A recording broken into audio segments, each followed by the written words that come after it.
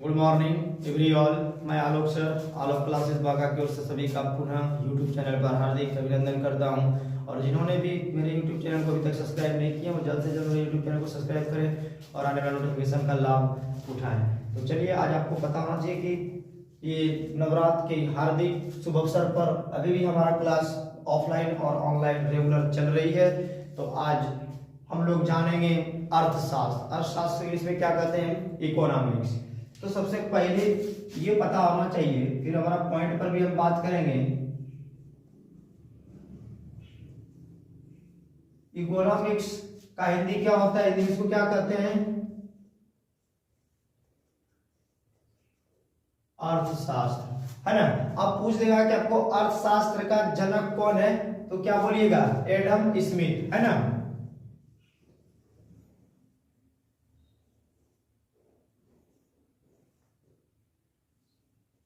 तो अर्थशास्त्र के जो जनक हैं ये कौन है? एडम स्मिथ, जिसको हम क्या बोलेंगे इंग्लिश वाले के लिए? Father of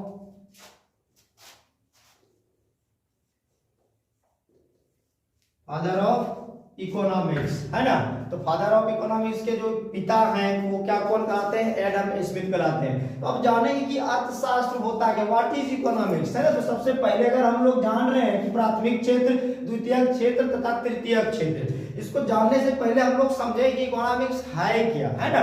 what is economics? सबसे पहले आपको जानना है कि इकोनॉमिक्स यानी अर्थशास्त्र वह विषय वस्तु होती है जिसके अंतर्गत तमाम आर्थिक क्रियाकलापों का हम लोग अध्ययन और विश्लेषण, है ना, करके आंकड़ा और सूची तैयार करते हैं। वही कहलाता है हमारा क्या?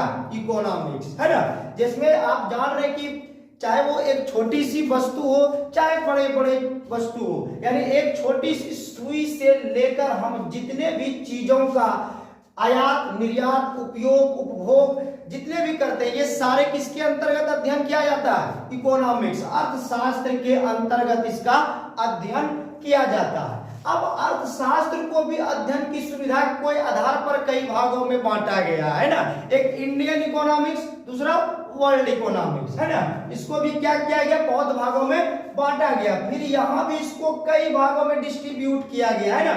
जैसे माइक्रो इकोनॉमिक्स, है ना, माइक्रो इकोनॉमिक्स यानी क्या? समष्टि अर्थशास्त्र और व्यष्टि अर्थशास्त्र। तो जिस प्रकार से यहाँ भी इसको क्या किया गया? इकोनॉमिक्स को तोड़ा गया है, बांटा गया, ताकि हम लोग क्या करें? इसका अध्ययन करें, बारी बारी से आंकड़ा तैयार करके अध्ययन किया जाता है। अब आता है, जैसे जान रहे हैं आप, देखिए प्राथमिक क्षेत्र, द्वितीयक क्षेत्र, तृतीयक क्षेत्र। तो यहाँ भी आप जान रहे हैं प्राथमिक क्षेत्र के अंतर्गत क्या अध्ययन किया जाता है, द्वितीयक क्षेत्र के अंतर्गत क्या अध्ययन किया जाता है, और तृतीयक क्षेत्र के अंतर्गत हम लोग क्या अध्ययन करते हैं। तो चलिए, ये सब सारे चीजों को पॉइंट वाइज से आप लोग फूल सर बाकावाला के माध्यम से प्राथमिक क्षेत्र, द्वितीयक क्षेत्र और तृतीयक क्षेत्र की जानकारी प्राप्त कीजिएगा। तो चलिए हम आवाज देना चाहेंगे फूल सर बाकावाला।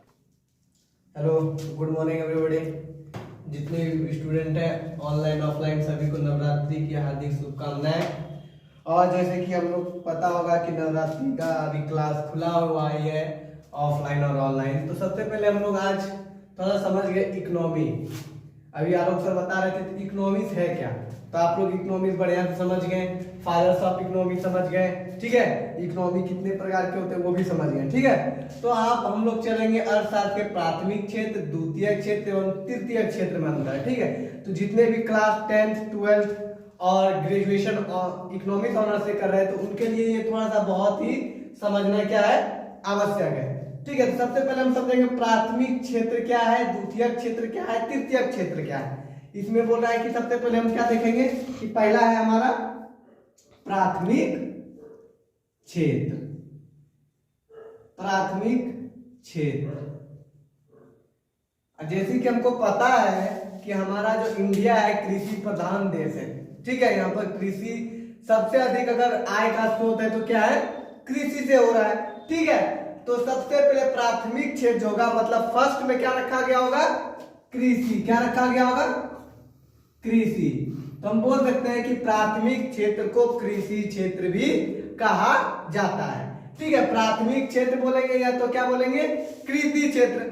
मतलब अब इसमें हम बोल सकते हैं कि प्राथमिक क्षेत्र का दूसरा नाम क्या रख दिया हम? कृषि क्षेत्र। क्या रख दिया, कृषि क्षेत्र, क्योंकि लगभग हमारा जो है 60 से 70% हमारा जो आय होता है इंडिया का, वो हमारे कृषि से आता है। ठीक है, तो इसीलिए हम प्राथमिक क्षेत्र इसको रख दिए कृषि क्षेत्र।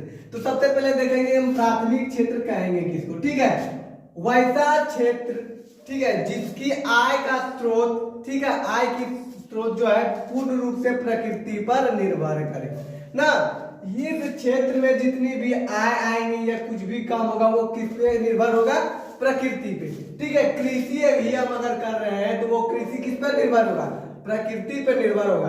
अगर धान का फसल लगाया है तो बारिश समय पे नहीं हुई तो धान में उतना अच्छा उत्पादन नहीं होगा। ठीक है, अगर पूर्ण रूप से बारिश नहीं हुई तो धान होगा ही नहीं। ठीक है, ये प्राथमिक क्षेत्र जो होगा कृषि क्षेत्र होगा। गन्ना उत्पादन वो हमारे प्रकृति पर डिपेंड करता है, हमारे वातावरण पर डिपेंड करता है। ठीक है, तो वो हो जाएगा हमारा प्राथमिक क्षेत्र। ऐसा क्षेत्र जिसका आय का स्रोत मुख्य रूप से जो है क्या है, किस पे निर्भर है, प्रकृति पर निर्भर है। ठीक है, तो वो हम कहेंगे क्या, प्राथमिक क्षेत्र। इसमें हो जाएगा जैसे फसल उत्पादन, ठीक है, गन्ना उत्पादन, जितने भी तमाम हमारे जो कृषि के क्षेत्र हैं जिसमें जो कृषि में होता है वो सारे जितना भी उदाहरण किसका होगा, प्राथमिक क्षेत्र का। ठीक है, अब देखिए प्राथमिक क्षेत्र में पूंजी अधिक लगता है, मुनाफा बहुत कम होता है।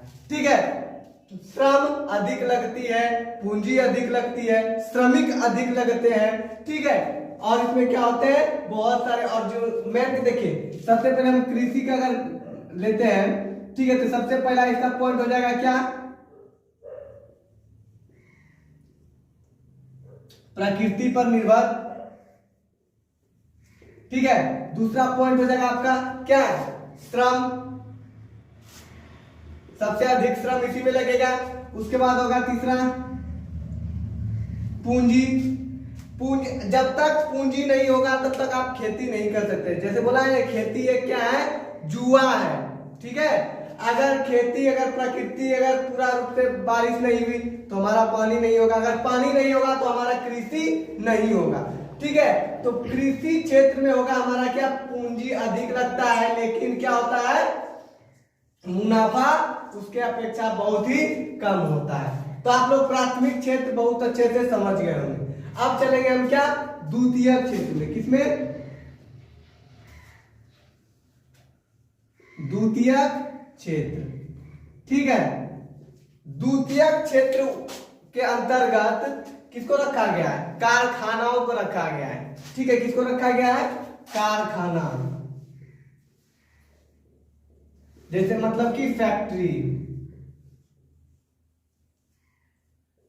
कारखाना, फैक्ट्री को रखा गया हमारा द्वितीय क्षेत्र ना, जिसका मुख्य जो होगा प्रकृति पे भी निर्भर करेगा और मशीनरी पे भी निर्भर करेगा। इसमें जैसे कि मान रखिए आटा चक्की।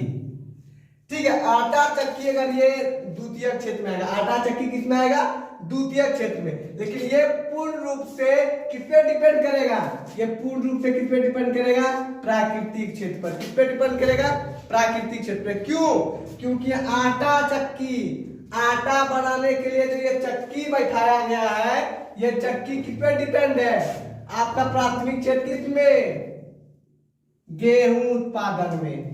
अब जब तक बताइए प्राकृतिक क्षेत्र में जो है, प्राथमिक क्षेत्र में जो है गेहूं का उत्पादन होगा नहीं तो बताइए ये आटा चक्की चलेगा कैसे। ठीक है, तो हमेशा याद रखिएगा कि द्वितीय क्षेत्र हमेशा डिपेंड किसमें करता है, प्राथमिक क्षेत्र में। आया समझ में, जैसे कि आटा चक्की लगाया, गेहूं का उत्पादन कहां हो रहा है, प्राथमिक क्षेत्र में। गेहूं का उत्पादन कहां हो रहा है, प्राथमिक क्षेत्र में हो रहा है, लेकिन इस गेहूं का पूर्ण रूप उपयोग कहां हो रहा है, द्वितीय क्षेत्र में ना। हम इसको कह रहे थे ये एक दूसरे का क्या है, पूरक है।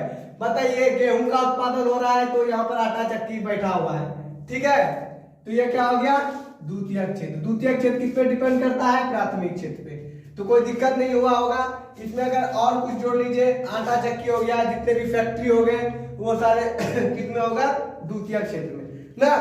किसी भी चीज का निर्माण होगा वो किस क्षेत्र में आएगा, द्वितीयक क्षेत्र में। किसी भी चीज का निर्माण होगा, चाहे वो कलम हो, सुई हो, धागा हो, कोई भी चीज का निर्माण होगा तो किस में आएगा, द्वितीयक क्षेत्र में। कोई दिक्कत, जैसे कि आपके पिताजी काम करते होंगे फैक्ट्री में, ठीक है, वो किस क्षेत्र में आएंगे, वो भी आएंगे द्वितीयक क्षेत्र में, ठीक है। किसी के पिताजी किसान है, वो किस क्षेत्र में आएंगे, प्राथमिक क्षेत्र में, ठीक है।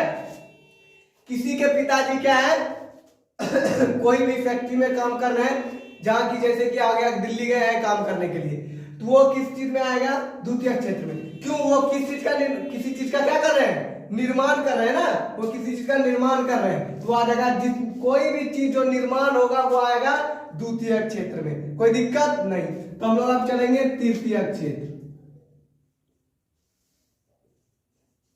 तृतीयक क्षेत्र देखिए, अब इसमें क्या है, ये ना कुछ करता है ना कुछ उपजाता है, लेकिन सबसे अधिक मुनाफा इसी में होता है।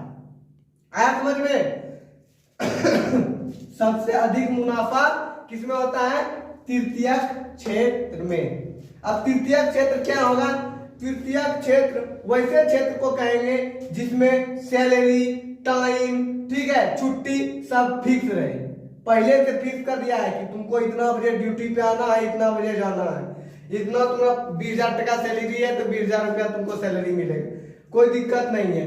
तृतीयक क्षेत्र उस क्षेत्र को कहेंगे जिसमें सैलरी, टाइम, ठीक है, पैसा सब कुछ क्या हो, निश्चित हो, ठीक है, उसको कहेंगे हम तृतीयक क्षेत्र। और तृतीयक क्षेत्र ना कोई किसी चीज को उपजाती है ना किसी को निर्माण करती है, ये क्या करती है, बीच में काम करता है। बताओ क्या उपजाया कौन, गेहूं उपजा रहा है कौन, प्राथमिक क्षेत्र। आटा उससे कौन बना रहा है, द्वितीयक क्षेत्र। लेकिन बेच कौन रहा है, बाजार। अब भैया बताओ, गेहूं उत्पादन जो किया प्राथमिक, चक्की से आटा बनाया कौन, द्वितीयक, लेकिन बेच के मुनाफा कमा रहा है कौन कौन कमा रहा है, बाजार। कोई दिक्कत नहीं। देखो अब इधर हो जाएगा, यहां से तुम्हारा जो प्राकृतिक क्षेत्र में क्या आ जाएगा, तुम्हारा जितने भी प्राकृतिक गैस, ठीक है, पदार्थ, ये सब किसमें आ जाएंगे, प्राथमिक क्षेत्र में, ठीक है।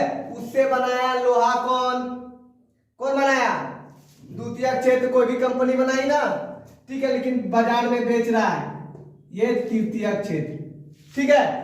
तो इसमें जो होती है पूंजी बहुत कम इन्वेस्ट करना पड़ता है, लेकिन मुनाफा बहुत अधिक होता है। इसमें आदमियों की संख्या बहुत कम होती है, ठीक है। अगर आपके पापा क्या है, आपके पापा पुलिस हैं, ठीक है, तो अगर पुलिस है तो वो किस क्षेत्र में आएंगे भैया, वो तृतीयक क्षेत्र में आएंगे। क्यों, क्योंकि उनकी सैलरी फिक्स है, छुट्टी फिक्स है, समय अगर 9 बजे है तो 10 बजे नहीं जा सकते हैं। कोई टीचर है वो क्या है क्या है, तृतीयक क्षेत्र में आएंगे। क्यों आएंगे, क्योंकि उनके सैलरी फिक्स है, टाइम फिक्स है, छुट्टी फिक्स है, ठीक है। तो तृतीयक क्षेत्र में आ जाएंगे आप लोग के ये सब, ठीक है। बाजार आ जाएंगे, जितने भी चीज है, बैंक आ जाएंगे, ठीक है। बैंक क्या करता है, पैसा छापा कौन, RBI, reserve bank of India, वो आ गया आपके द्वितीयक क्षेत्र, ठीक है। पैसा के लिए जो मटेरियल आता है बनने वाला, वो कहां से आता है, प्राथमिक क्षेत्र से। भैया प्राथमिक क्षेत्र से मटेरियल आया, छापा RBI ने, लेकिन इससे जो उसको जो होता है सब जगह बांटना है बैंक से, तो वो कौन कर रहा है, तृतीयक क्षेत्र, बैंक। ऐसे में बैंक मतलब बहुत बड़ा करोड़ों का बिजनेस करता है बैंक, करोड़ों रुपया सबको देता है, ठीक है। लेकिन उसमें मुश्किल से एक बैंक में 5 से 6 कर्मचारी होते हैं, ठीक है, और वो करोड़ों रुपया खर्चा करते हैं, करोड़ों रुपया आता है, आयात निर्यात करते हैं, ठीक है। और ये कृषि क्षेत्र में भैया एक खेत में 6 मजदूर लगे हुए हैं, उससे प्रॉफिट कितना होने वाला है, कितना होने, बहुत कम प्रॉफिट, जितना लगा उससे 1,000 अधिक हो जाए, 2,000 अधिक हो जाए। और कभी कभी ऐसा होता है जितना लगा रहता है उतना भी नहीं घूमता है, ठीक है। तो कृषि क्षेत्र में क्या होगा, श्रम अधिक लगेगा, पूंजी अधिक लगेगा, ठीक है। और जो श्रमिक होंगे वो अधिक लगेंगे। इसमें क्या होगा, पूंजी थोड़ा सा कम लगेगा, श्रमिक अधिक लगेंगे, श्रमिक भी लगेगा, ठीक है। और ये क्या करेंगे, और तृतीय क्षेत्र में जो है क्या होगा, पूंजी बहुत कम, समय बहुत कम, ठीक है। ये सब जितने भी हो जाएंगे आपके तृतीय क्षेत्र में आ जाएंगे। हमको लगता है कि प्राथमिक क्षेत्र, द्वितीय क्षेत्र और तृतीय क्षेत्र आप लोग बहुत ही आराम से, बहुत ही इजी तरीका से समझ गए होंगे। अगर इसमें भी कोई डाउट है तो हमको एकदम एक बार कमेंट जरूर करें, हम फिर पुनः नेक्स्ट वीडियो में आपको समझाने का कोशिश करेंगे। तब तक के लिए धन्यवाद।